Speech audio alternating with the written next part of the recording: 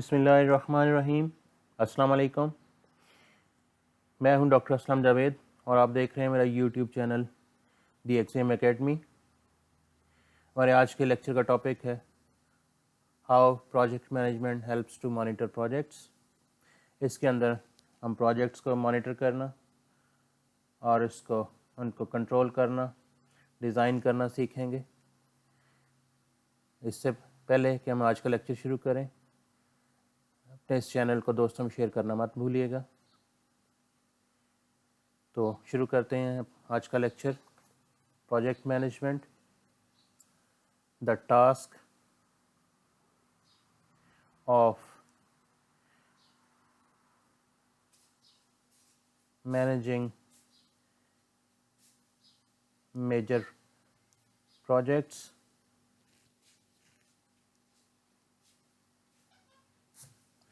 is an art, is an ancient and honorable art. The task of managing major projects is an ancient and honorable art. ये बहुत पुराने ज़माने से ये चलता आ रहा है। बहुत बड़े बड़े प्रोजेक्ट जैसे एहराम मिस्र, इसको बनाना, ये भी एक प्रोजेक्ट मैनेजमेंट का शाहकार है। Modern projects ranging from the suburban shopping center to a man sending to the moon are also the projects managed by the project management. आजकल के ज़माने में भी छोटे से छोटे प्रोजेक्ट से लेकर चांद पर कदम रखने तक तमाम प्रोजेक्ट्स को मैनेज किया जाता है, डिज़ाइन किया जाता है, कंट्रोल किया जाता है, मॉनिटर किया जाता है। तो इसका मतलब हम वहाँ पे प्रोजेक्ट मैनेजमेंट को यूज़ करते हैं। Putting a man on the moon are amazingly large, complex and costly projects. अब यहाँ पर भी हम मैनेज करने की बात कर रहे हैं, तो इसका मतलब हमने उसकी कॉस्ट को मैनेज करना है, देखना है कि हमारा प्रोजेक्ट जो है वो कॉस्ट वाइज हम ज़्यादा उस पर एक्सपेंडिचर्स तो नहीं कर रहे हैं, बजट से हम आउट तो नहीं हो रहे हैं, या हमारा जो टाइम है उसका डेडलाइन क्या हम उसको मीट कर पाएंगे, क्या उसके अंदर हम टाइम के अंदर अंदर ख़त्म कर लेंगे, विद इन द बजट हम उसको कंप्लीट कर लेंगे। तो ये सब बातें जो हम उसके अंदर प्रोजेक्ट मैनेजमेंट के अंदर मॉनिटर करेंगे, उनको एडजस्ट करेंगे, कंट्रोल करेंगे। ये सब चीज़ें हम इस चैप्टर में इन लेक्चर आने वाले लेक्चर्स में सीखेंगे।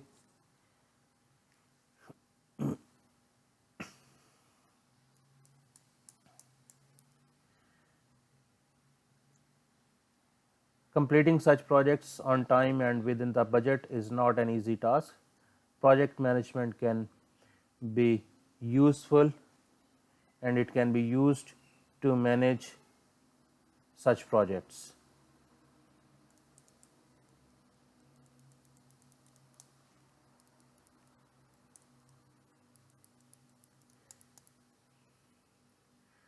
Developing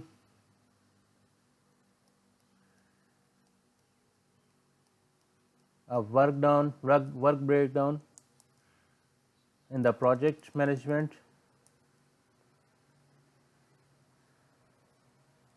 सबसे प्रोजेक्ट मैनेजमेंट के अंदर जो सबसे पहला टास्क हमारा होता है वो किसी भी प्रोजेक्ट को, उसके वर्क को ब्रेक डाउन करना होता है स्मॉल एक्टिविटीज़ के अंदर। ऐसी एक्टिविटीज़ जिनको फर्दर डिवाइड ना किया जा सकता हो, सिंपल टास्क, सिंपल जॉब्स के अंदर हम उसको डिवाइड करते हैं और इन्हें हम कहते हैं, नाम देते हैं एक्टिविटी का। In planning and scheduling a project must be break down into smaller activities.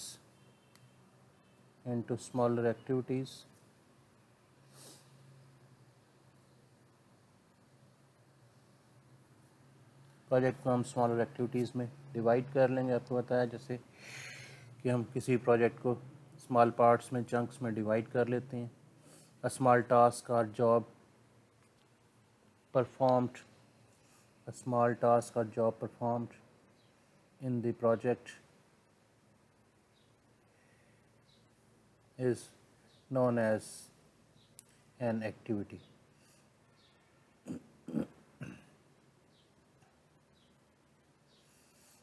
जिसको हम एक एक्टिविटी कहेंगे। This activity is an essential part of the project. This activity is an essential part of the project.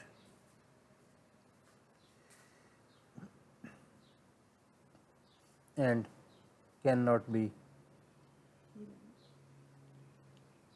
divided into further parts, into further smaller parts.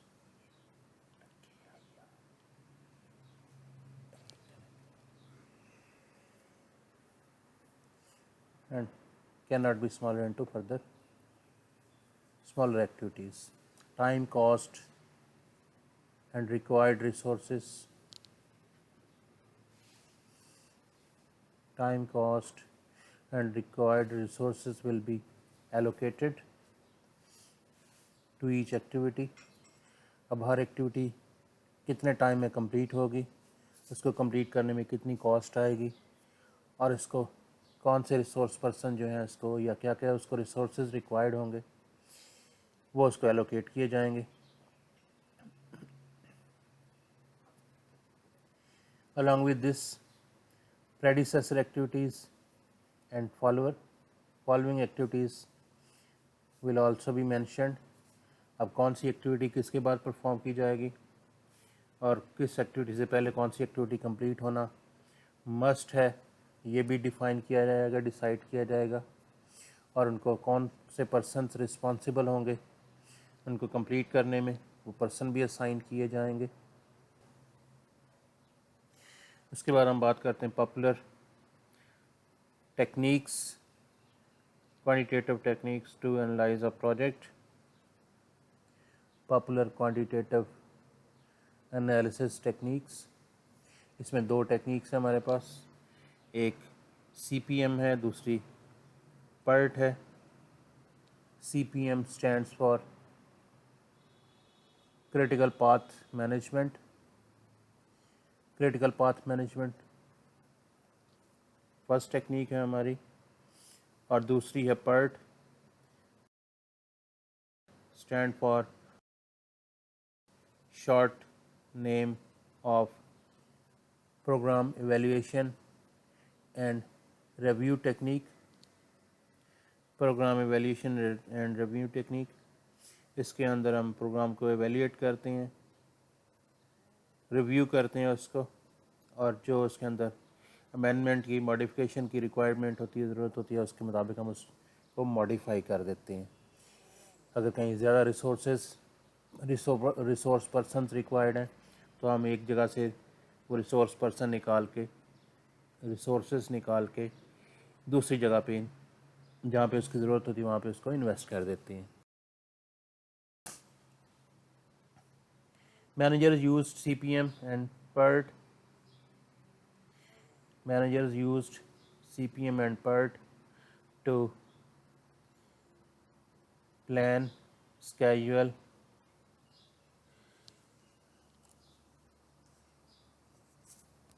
monitor and control the large and complex projects.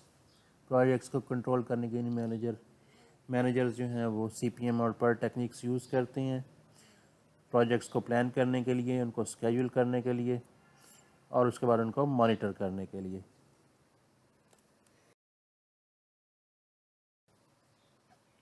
Then हम बात करते हैं कि हम किस तरह से एक नेटवर्क डायग्राम जो है वो डेवलप करेंगे किसी भी प्रोजेक्ट की। तो हम अब डायग्राम बनाते हैं। प्रोजेक्ट को सबसे पहला टास्क होता है कि प्रोजेक्ट को स्मॉल, अब हम नेटवर्क डायग्राम बनाते हैं। हमारे पास यहाँ पे दो एक्टिविटीज़ हैं, build internal components and modify roof and floor.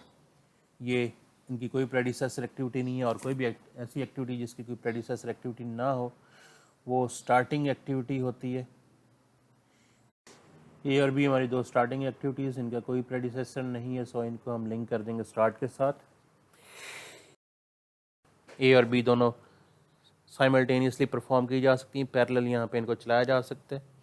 So start से लिंक कर दिया ए एक्टिविटी को, इसी तरह से स्टार्ट से लिंक कर दिया दूसरी एक्टिविटी बी को। ए प्रेडिसेसर एक्टिविटी है सी की, तो ए के बाद हम एक्टिविटी सी को बना देंगे।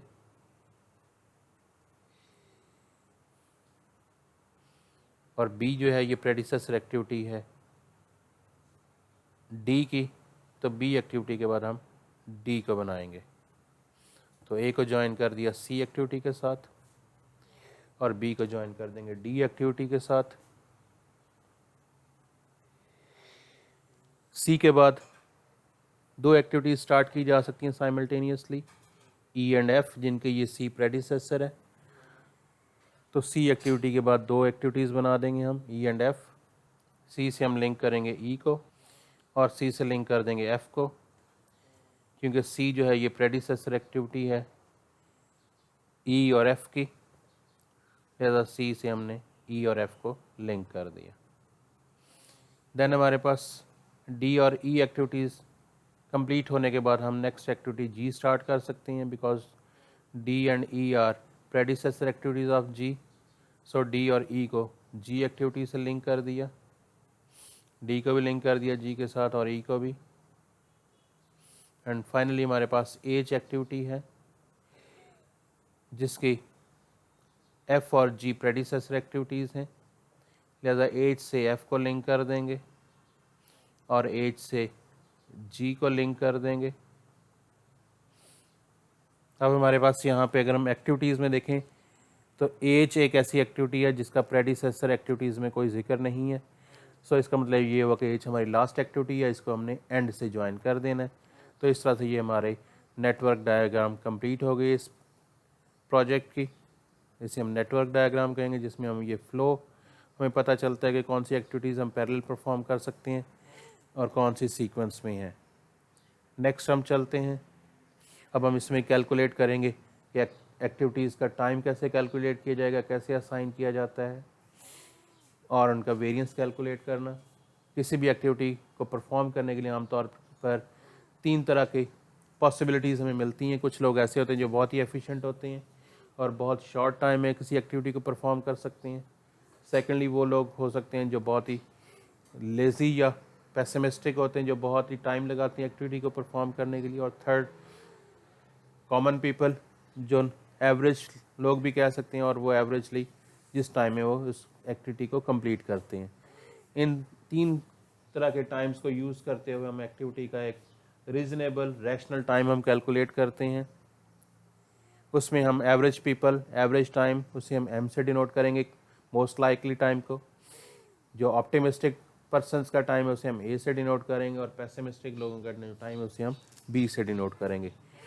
और जो most likely people average time जो है उसको हम 4 टाइम्स ज़्यादा वेट देंगे as compared to the optimistic and pessimistic people. तो लिहाजा हमारे पास यहाँ पे ये फॉर्मूला बन जाएगा टाइम कैलकुलेशन का। After identifying activities and the relations between the activities, next step is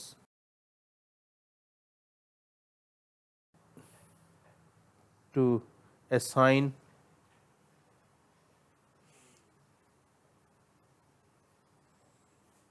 appropriate time, to assign an appropriate time to each activity, to each activity। और इस टाइम को कैलकुलेट करने का हमारे पास formula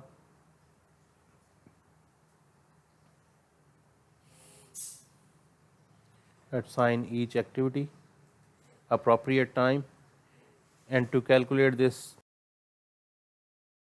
variance of the activity we use the following formulas।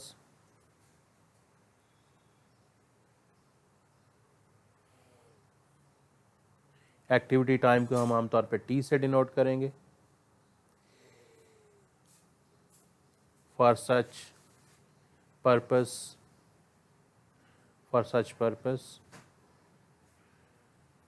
we use following formulas। Activity time T का formula हमारे पास होगा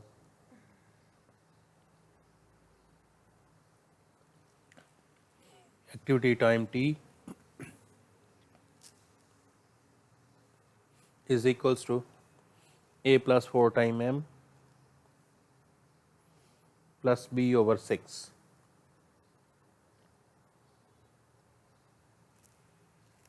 ये वेटेड एवरेज है 3 टाइम्स की, A most like optimistic time, M most likely time और B पेसिमिस्टिक टाइम का, जिसमें हम मोस्ट लाइकली टाइम को हमने 4 टाइम्स प्रेफरेंस दी है, वेटेज दी है। नेक्स्ट हमारा एक्टिविटी वेरिएंस का फॉर्मूला B माइनस ए ओवर 6 होल स्क्वायर। इस तरह से हम हर एक्टिविटी का टाइम और उसका वेरिएंस कैलकुलेट कर लेंगे। Where A is the optimistic time,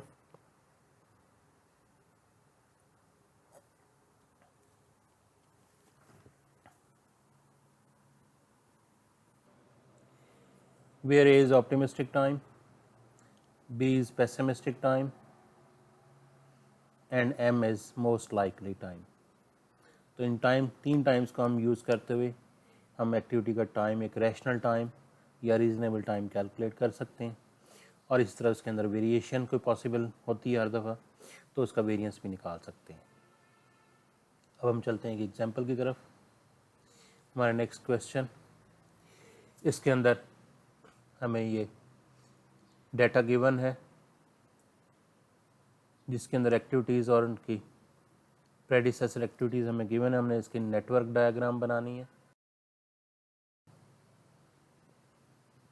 network diagram बनानी तो इसका हम एंड और स्टार्ट के दरमियान में एक्टिविटीज़ को हम यहाँ पे इनका लेआउट डिज़ाइन करते हैं। A और B हमारी यहाँ पे स्टार्टिंग एक्टिविटीज़ होंगी क्योंकि इनका कोई प्रेडिसेसर नहीं है, इनको हम स्टार्ट के साथ लिंक कर देंगे। इसी तरह पर G जिनका प्रेडिसेसर में कोई जिक्र नहीं है, सो ये हमारी 2 लास्ट एक्टिविटीज़ होंगी, एंडिंग एक्टिविटीज़ होंगी इस प्रोजेक्ट का। G एक्टिविटी ये प्रेडिसेसर में नहीं है तो लिहाजा ये हमारी एंडिंग एक्टिविटी हो जाएगी। तो इस तरह से हमने स्टार्ट और एंड के दरमियान इनको डिज़ाइन करना है। स्टार्ट से शुरू करते हैं, स्टार्ट को लिंक कर देंगे 2 एक्टिविटीज़ A एंड B से। एक्टिविटी A इसको स्टार्ट से लिंक कर दिया और दूसरी activity B, A activity and B activity इनको लिंक कर देंगे स्टार्ट के साथ क्योंकि इनका कोई प्रेडिसेसर एक्टिविटी इनकी नहीं थी। अब A जो है वो प्रेडिसेसर एक्टिविटी है C की, तो A के बाद हम C एक्टिविटी बना देंगे। A के बाद C एक्टिविटी, A को C के साथ लिंक कर देंगे, C एक्टिविटी बना दिया और इसको लिंक कर देंगे A के साथ बिकॉज A इसकी प्रेडिसेसर एक्टिविटी है। इसी तरह D एक्टिविटी बनाएंगे और उसकी प्रेडिसेसर एक्टिविटी B है तो उसको B के साथ लिंक कर देंगे। D एक्टिविटी को B के साथ लिंक कर दिया। नेक्स्ट हमारे पास C और D ये 2 प्रेडिसेसर एक्टिविटीज़ हैं E की, तो C और D को हम लिंक कर देंगे। C और D के सामने हम नई एक्टिविटी बनाएंगे E और उसको C और D के साथ लिंक कर देंगे। E एक्टिविटी C और D के बाद यहाँ पे हमने E एक्टिविटी बना दिया और इसको C और D से लिंक कर दिया। देन हमारे पास F एक्टिविटी है जिसका प्रेडिसेसर A है, तो हम एक एक्टिविटी F बनाएंगे और इसको A के साथ लिंक कर देंगे। एक्टिविटी A को ज्वाइन कर दिया F के साथ because A is predecessor activity of F। A के बाद F को बना दिया और E एंड F के बाद हम G एक्टिविटी है तो ये G एक्टिविटी बना दी, इसको E और F के साथ ज्वाइन कर देंगे because E and F are predecessor activities of G। और इसके बाद हमें यहाँ पे G लास्ट एक्टिविटी है, इसको हमने ज्वाइन कर दिया एंड के साथ और यहाँ पे ये प्रोजेक्ट फिनिश हो जाएगा। तो ये प्रोजेक्ट की नेटवर्क डायग्राम बन गई, network diagram of the project.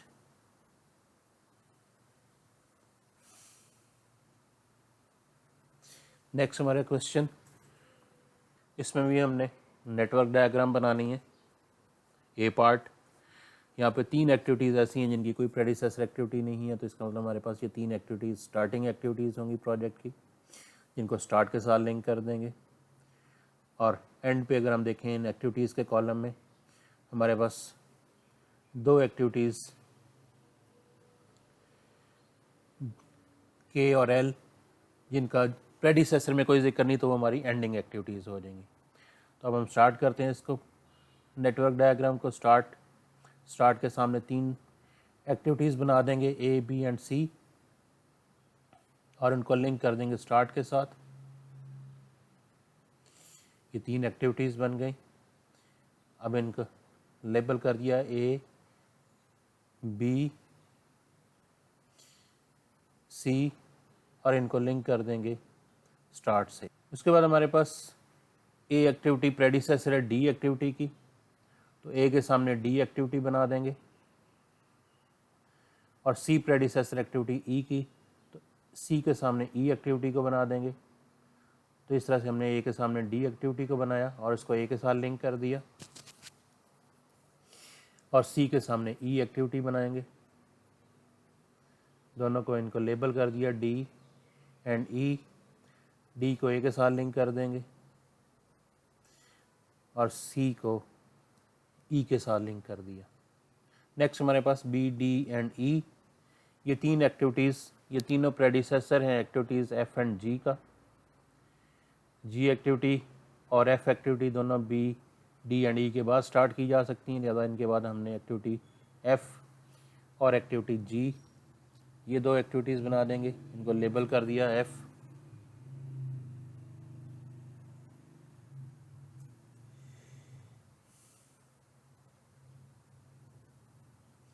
और जी के साथ।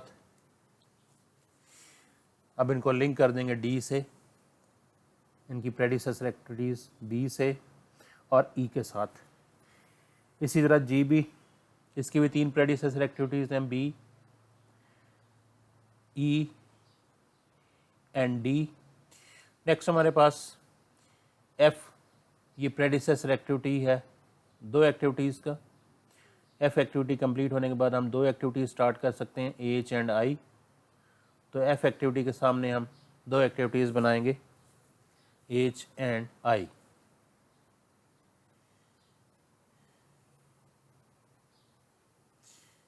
एक एक्टिविटी एच और ये दूसरी एक्टिविटी, एक को लेबल एच कर देंगे, दूसरी को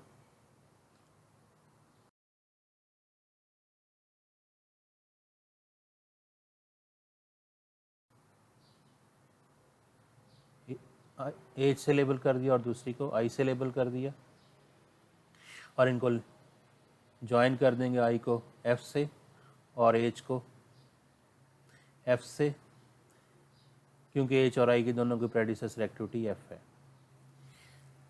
नेक्स्ट जी और एच, ये प्रेडिसेसर एक्टिविटीज़ हैं जे की और एल की।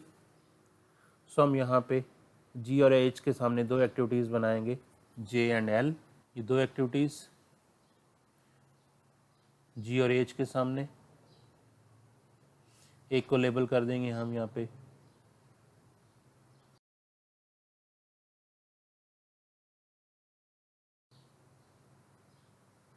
जे से और दूसरे को एल से लेबल कर देंगे। ये एल और जे 2 एक्टिविटीज़ थी, फॉलोइंग एक्टिविटीज़ जी की, जी से लिंक कर दिया। एच की भी फॉलोइंग एक्टिविटीज़ हैं तो एच से भी लिंक कर दिया। एच को लिंक किया जे और एल से और जी को भी लिंक कर दिया जे और एल से। अब नेक्स्ट हमारे पास जे एंड आई, ये 2 प्रेडिसेसर एक्टिविटी हैं के की। तो नेक्स्ट एक्टिविटी हम बना देंगे, लेबल करेंगे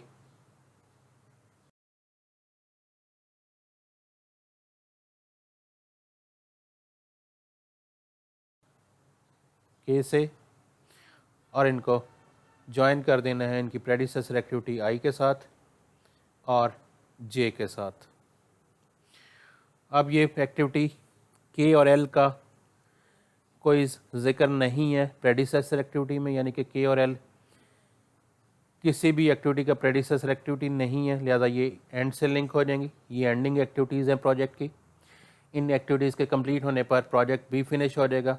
सो इस तरह से ये इसकी नेटवर्क डायग्राम बन गई। अब हम इसके एक्टिविटी टाइम और वेरिएंस कैलकुलेट करेंगे तमाम एक्टिविटीज़ का। ये ए एम बी, ये में 3 टाइम्स गिवन है हर एक्टिविटी के। डेज़ के अंदर है ये टाइम्स कि ये एक्टिविटीज़ कितने डेज़ में कंप्लीट होंगी। इनको layman, lazy person, optimistic person या पेसिमिस्टिक पर्सन और कॉमन नॉर्मल पीपल कितने टाइम में इनको डेज़ में कंप्लीट करेंगे, वो 3 टाइम्स है हमारे पास जिनसे हम एक्टिविटी टाइम कैलकुलेट करेंगे और फिर उसके बाद इनका हर एक्टिविटी का हम वेरिएंस कैलकुलेट करेंगे। एक्टिविटी टाइम कैलकुलेट करने के लिए हमारा फॉर्मूला है T is equals to A + 4M + B/6 और वेरिएंस का फॉर्मूला हमारे पास B - A/6 होल स्क्वायर, या लिख सकते हैं B - A²/6 का स्क्वायर लेंगे तो 36 आ जाएगा। अब हमारे पास एक्टिविटीज़ हैं A से लेकर L तक, तो इनको हम लेबल कर लेते हैं, लिख लेते हैं activities A B C D up to L तक तमाम एक्टिविटीज़ लिख लेते हैं। उनके बाद उनके जो 3 टाइम्स गिवन है वो टाइम्स लिख लेते हैं हर एक का, और फिर हम फॉर्मूले में ये वैल्यूज़ इंसर्ट करके हम इनका टाइम कैलकुलेट करते हैं ईच एक्टिविटी का।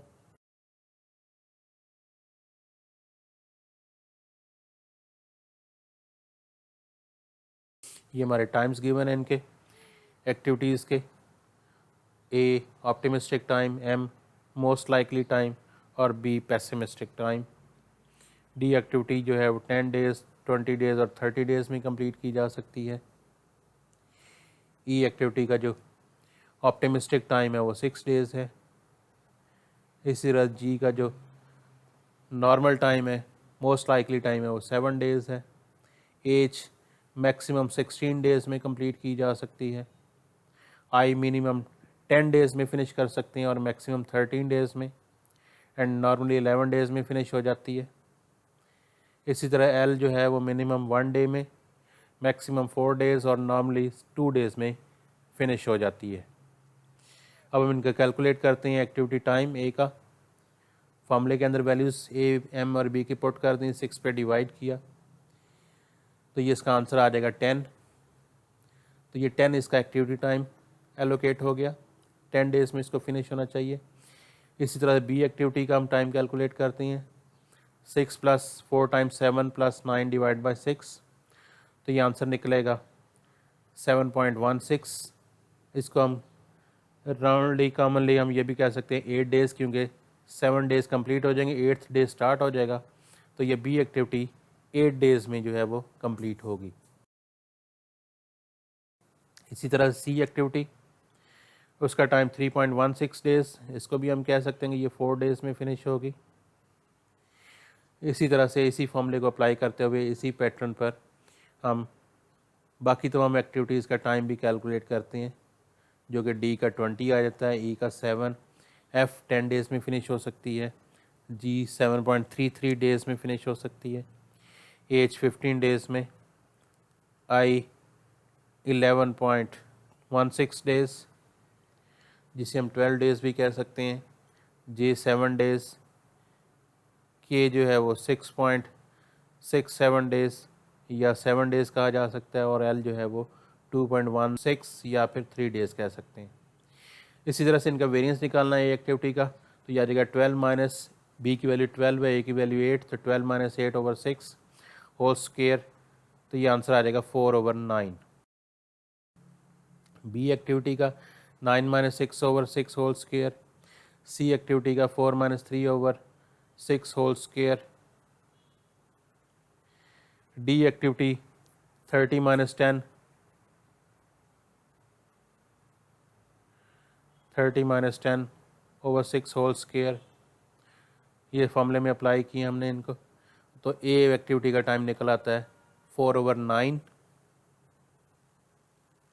4/9, B एक्टिविटी का 1/4 डेज़, C एक्टिविटी का 1/36 डेज़, D एक्टिविटी का हमारे पास वेरिएंस निकलेगा 100/9 डेज़, E एक्टिविटी का 1/9 डेज़, F का भी 1/9, G का 4/9 डेज़, H का 1/9 डेज़,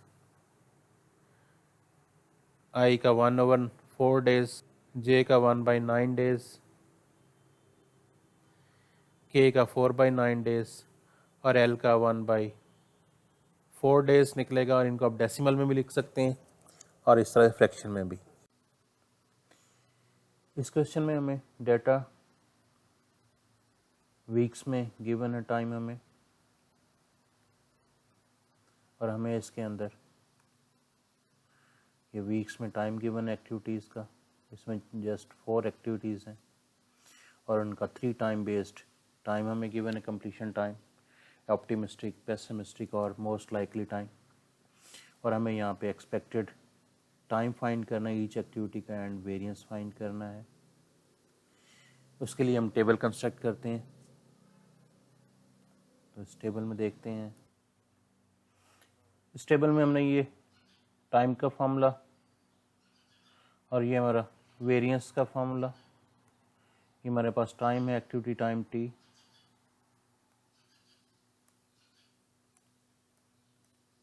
और ये वेरिएंस है। तो ये हम कैलकुलेट करते हैं। हमारे पास ये 3 टाइम बेस्ड टाइम कैलकुलेट करेंगे, वेरिएंस कैलकुलेट करेंगे ईच एक्टिविटी का। हमारे पास 4 एक्टिविटीज़ हैं, ए, बी, सी एंड डी। ए और बी की प्रेडिसेसर कोई एक्टिविटी नहीं है, सी की प्रेडिसेसर एक्टिविटी ए और डी की प्रेडिसेसर बी एक्टिविटी है। टाइम हमें गिवन है ए एक्टिविटी का 9, 10 एंड 11। इसी तरह से बी एक्टिविटी का 4, 10 एंड 16, सी एक्टिविटी का 9, 10 एंड 11 और डी एक्टिविटी का 5, 8 एंड 11। अब इसमें हम टाइम कैलकुलेट करने के लिए फार्मूला लगाते हैं। ए हमारे पास 9 है, तो 9 प्लस 4 टाइम बी, एम की वैल्यू 10 है, प्लस बी 11, इसको डिवाइड कर देना 6 पे, तो ये आंसर हमारे पास आ जाएगा कैलकुलेट करने के बाद 10। इसी तरह से बी एक्टिविटी का टाइम, ए की वैल्यू 4, बी की वैल्यू 10, तो 4 मल्टीप्लाई 10, एम की वैल्यू 10 थी यहाँ पे, और बी की वैल्यू 16, इसमें 16 ऐड कर दिया, डिवाइड किया 6 पे, तो ये आंसर हमारे पास आ जाएगा 10। तीसरा हमारे पास 9, 10 एंड 11 सेम ए एक्टिविटी वाला टाइम है, तो इसका टाइम भी हमारे पास 10 आ जाएगा। डी एक्टिविटी में हमारे पास ए की वैल्यू 5 है, एम की वैल्यू 8, तो 4 मल्टीप्लाई 8 प्लस 11 डिवाइड करेंगे 6 से, तो ये इसका आंसर हमारे पास आ जाएगा 8। सिमिलरली वेरिएंस कैलकुलेट करना है हमने, तो वेरिएंस में बी की वैल्यू 11 है हमारे पास, 11 माइनस ए की value 9 divide by 6, 11 minus 9 2 divide by 6 1/3 हो जाएगा, और 1/3 का स्क्वायर लेंगे तो 1/9 आंसर आ जाएगा। बी एक्टिविटी का variance 16 minus 4 divide by 6 square, 16 minus 4 करेंगे 12 आ जाएगा, 12 को 6 पे डिवाइड करेंगे 2, तो 2 का स्क्वायर 4। सी एक्टिविटी का वेरिएंस भी सेम होगा 1/9। डी एक्टिविटी का वेरिएंस 11 माइनस 5 ओवर 6, इसका स्क्वायर 11 माइनस 5 6 आ जाएगा, डिवाइड करेंगे 6 से 1, तो 1 का स्क्वायर 1, तो ये इन सब का वेरिएंस आ गया। तो ये इस तरह से हमने इनका टाइम और वेरिएंस कैलकुलेट कर लिया। तो ये था हमारा आज का लेक्चर, उम्मीद है आपको समझ आ गया होगा। तो मिलते हैं नेक्स्ट लेक्चर में, तब तक के लिए अपना ख्याल रखिएगा और इस चैनल को शेयर करना मत भूलिएगा, इसको लाइक कीजिएगा और इसके अलावा इसको सब्सक्राइब करें, दोस्तों को रिक्वेस्ट करें। अल्लाह हाफ़िज़।